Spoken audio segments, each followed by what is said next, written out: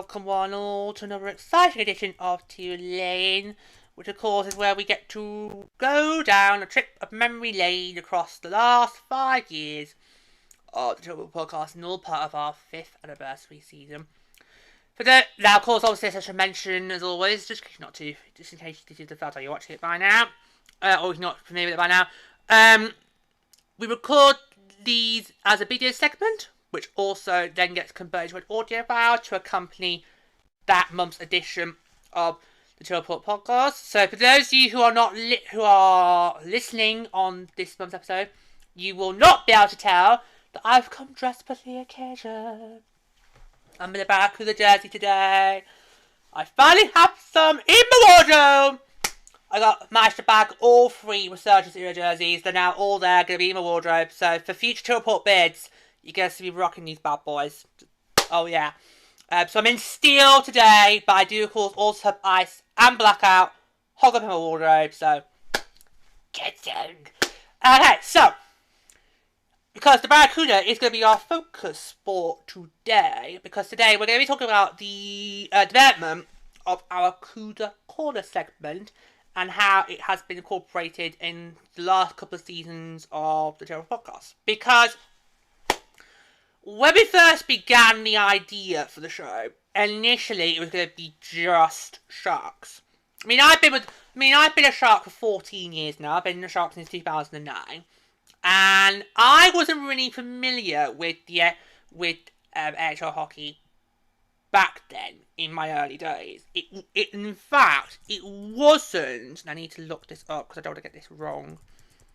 It'd be very bad if I got our history wrong, so I'm going to bring this up for cross-reference. So it wasn't until the big Pacific Division relocation of 2015-16.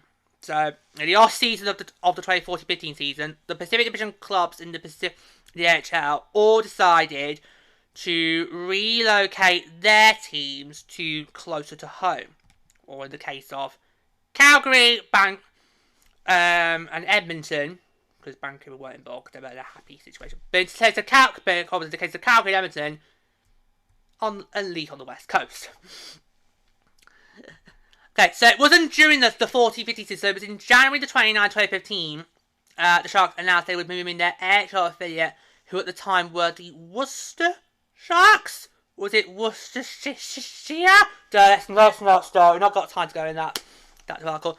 But they were moving to San Jose, California, as well as the 5 charter members of the AHL's new Pacific Division. Now, of course, included the Kings moving there to Ontario, the Ducks moving theirs to San Diego, the Flames moving theirs to Stockton, and the Oilers moving theirs to Bakersfield. They were the 5 teams that moved there to be experience closer to home. So that's when I got familiar with NHL hockey. I thought, oh, okay, right, well, okay, so if this continues, so I kind of felt, right, well, from next season to the 56th season, right, no excuses, let's get involved. So, and of course, on April the 1st, 2015, it was announced, our team name, the Barracuda. And of course, on October the 9th, 2015, our first official game in Barracuda history took place, taking on the Rockford Ice Hogs on home soil. Okay, so basically what I'm trying to say is I've been with Barracuda since day one, so since the 2015-16 season. And that's been my first ball with NHL hockey. I've been with it ever since. And over the years, I kind of felt NHL hockey is a bit more exciting than the AHL. Particularly these last few years during COVID. So, so it's amazing. And obviously, a huge help the Sharks have their AHL beer in their own barn. Well, actually in their own hometown, that's what I'm trying to say, but amazing. But back to how this incorporates Teal Report. So when we first did the show, we didn't really think, should we not include the Barracuda. And I think because the idea behind the show was new and bold, I think for season 1, we just wanted to, because obviously back in the day with season 1, we didn't know if we were going to be, a regular thing. We thought, okay, well, we'll give it a try for the 18-19 season. We'll give it a go. If it goes well, yay. If not, well, we can put it to bed. and being another mini-series, even though, for me, I want this to be a proper full bit. But there we go. Obviously, as you know, we have stuck with it ever since. So we are now, obviously, well into our first season by now. We're now well under our feet. But surprisingly, and I think probably shockingly, we weren't really with an idea for what's in the Barracuda until season 3. Because obviously, once we got season 2 and running, it was like, I need a forgot to do. Yep. Couldn't work out what to do, because I still couldn't work out, despite giving myself that opportunity to think, right, what can we do, we've got to include them, we've been supporting them since day one, what do we do, and then, time ran away. And then, of course, as we all know, with season 2's disruptions, thanks to COVID, it meant we had a very, very long, a longer off season between season 2 and season 3. So obviously, as we all know, that really gave me the time to think, right, okay, what can we do with the Barracuda? We really want to include them in the show. How do we do it? So, before we did for season 3 is we included in Cuda Corner. And what we did was we literally just ran through all the fixtures the Barracuda had in that month. So, not giving our thoughts on it, just a quick. We just wanted a quick, short little thing to do because by the time I got season 3, the episodes started to get longer, so we didn't want to do a full blown thing because it would take too long. But as the season was progressing, I was thinking, well, this is not working. It's me just saying, right, on this day we played that team in the scores. I'm thinking, yeah, this is not working. But by the time we got to the live show, I think was April or was it March? I was just thinking, right, this is really not working. But I don't want to lose this segment. I want this segment to work. I don't want it to be one of those things where, okay, we tried it and it didn't work, and we've just binged it, like with the background music, because that really did not work. That works for other podcasts I listen to. It just didn't work for our show. But thought some people try, but it didn't work. It did not like people with the Barracuda segment. So, and actually, it wasn't until we had our special in the summer regarding the little mini puzzle. Because you'll remember, obviously, for the season 3 was the 2020-21 season. That was a shortened season for both leagues. I think the NHL only played February to May. And then the Pacific Division played a mini playoff tournament to choose our division champion. We were the only division that elected to have a playoff tournament to choose our division champion. Everyone thought, well, points percentage has been working well for how many years? Let's just stick to that. But the East, North, Central all thought, well, they all decided, right, we'll just stick to points percentage. But we Pacific thought, well, no, come on. We can get a few more in. You know, because these players it's not going to harm our players. More games to get on their belt, the better prepared they'll be when they finally get to make it with the big boys. So now let's play playoffs! Hey! Okay, it's division playoffs, but hey! We'll take it, and it still counts as our red cup of qualifying, so hey! So that technically meant our playoff streak didn't get broken until last season. So, hey, not bad. So in that special we did regarding that division playoff tournament, we called the whole of it. So the play-in, which we had to win to get in, because we came 4th in the division, and it was only the top 3 that automatically got through. As we had to play that one outright. And then we did the whole of our semi against Henderson. We did the whole of the other semi between Bakersfield and San Diego. Then obviously we did the final between Bakersfield and Henderson. And what we did for that was we just went through the match reports. So that was when it got me thinking, oh! Okay. I think we've solved the problem. I was thinking, because when we did that special for the plasma, it worked a lot better. It was more flow-free. It worked a lot better. I kind of thought, oh, okay, this is not boring, repetitive, or tedious, or it was workable. Okay, so could we do that with the whole Barracuda season? I think we could. So, last season, so season 4, that's what we did. We expanded the Cuda Corner section further, and so basically we take the Barracuda match reports and just read them out in full, and it actually proved it made the whole segment better. It made it better because it didn't just feel like a quick thing to just sort of rush through to just say we've done something for the Barracuda. It felt like more enjoyable. Certainly, it was more enjoyable to do.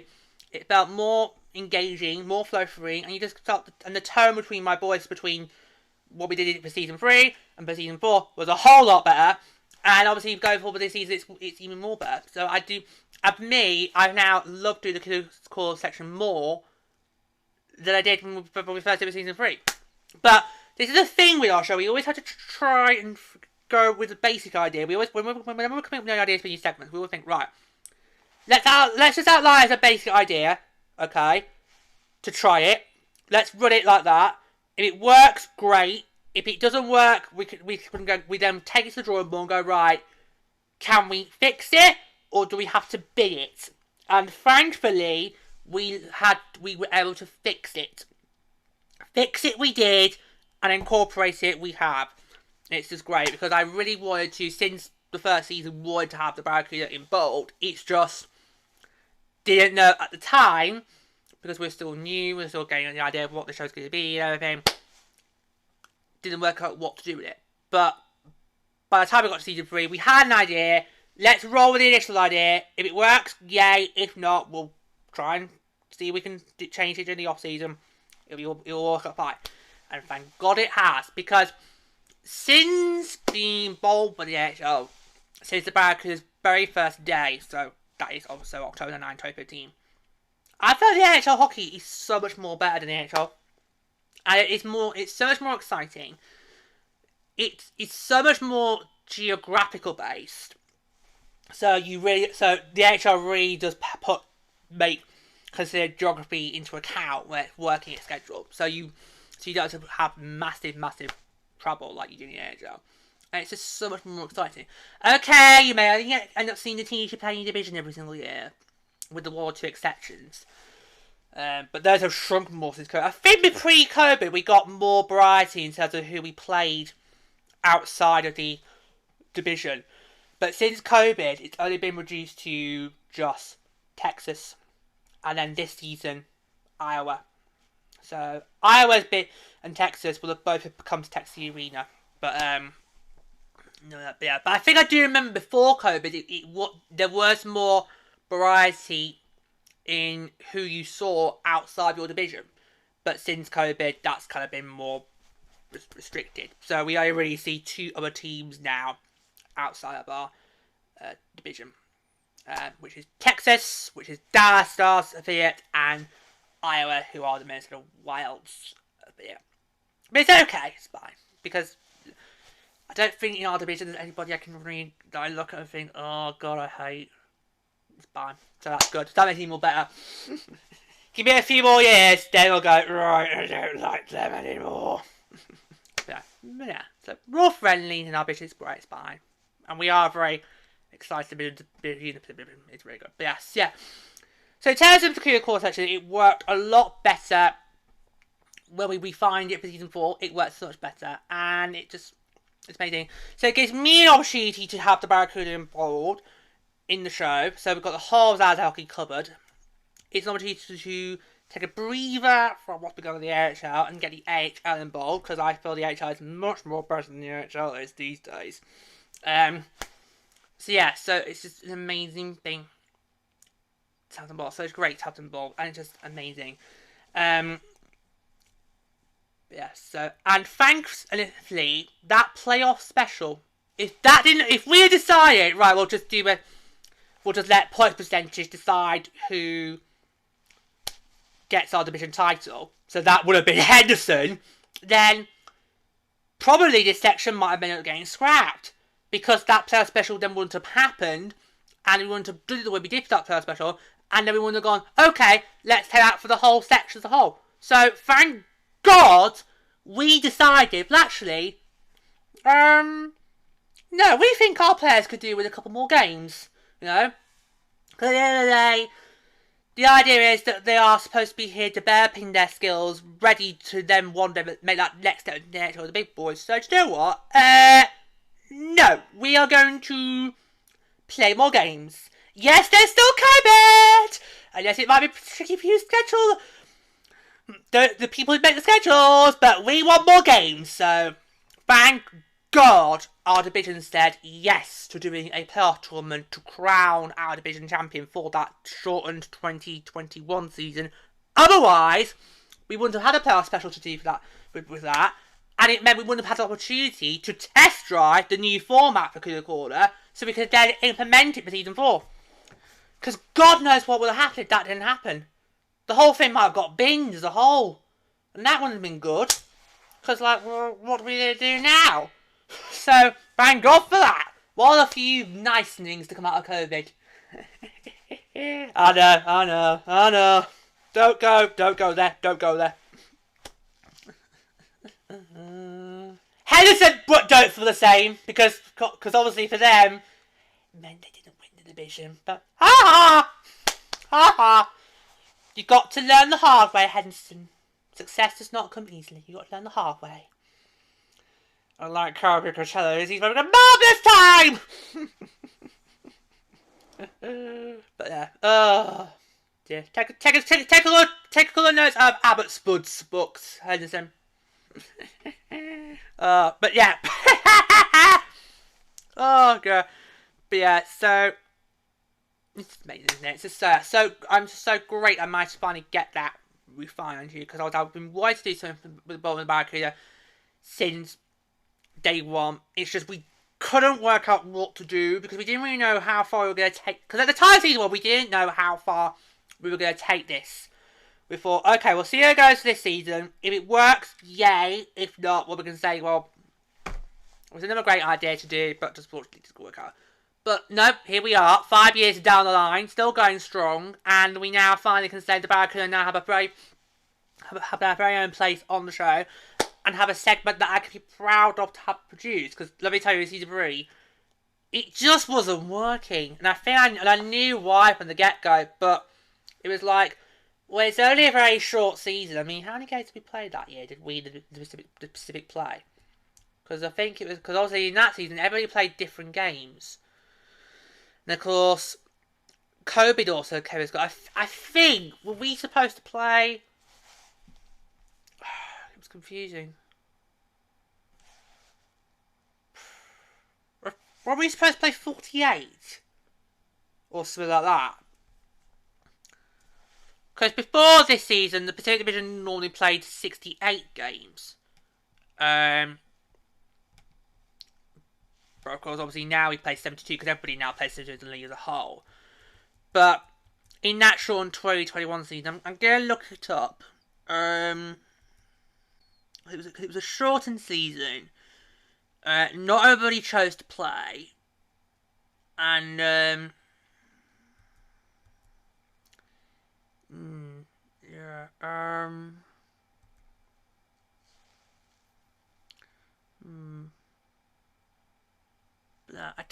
just, how many were we supposed to play? This might be tricky to look up.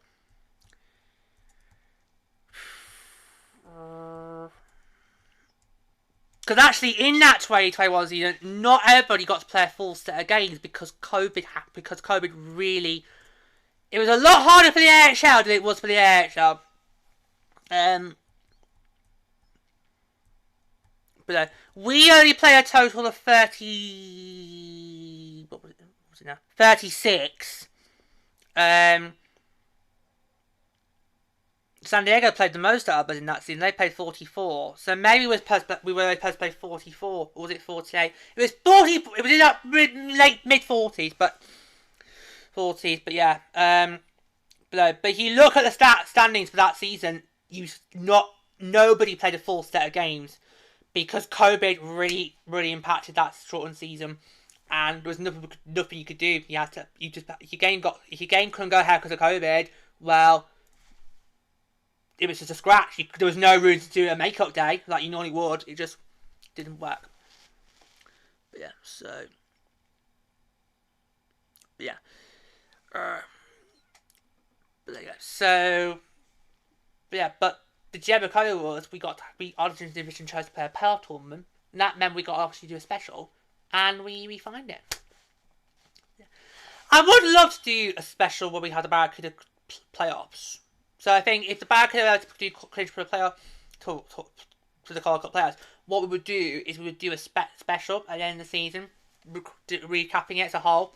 So now, of course, the only opportunity to have done that so far, apart from 2021, would have been our first season in the 18-19, because that's the last time we qualified for the Calder Cup playoffs.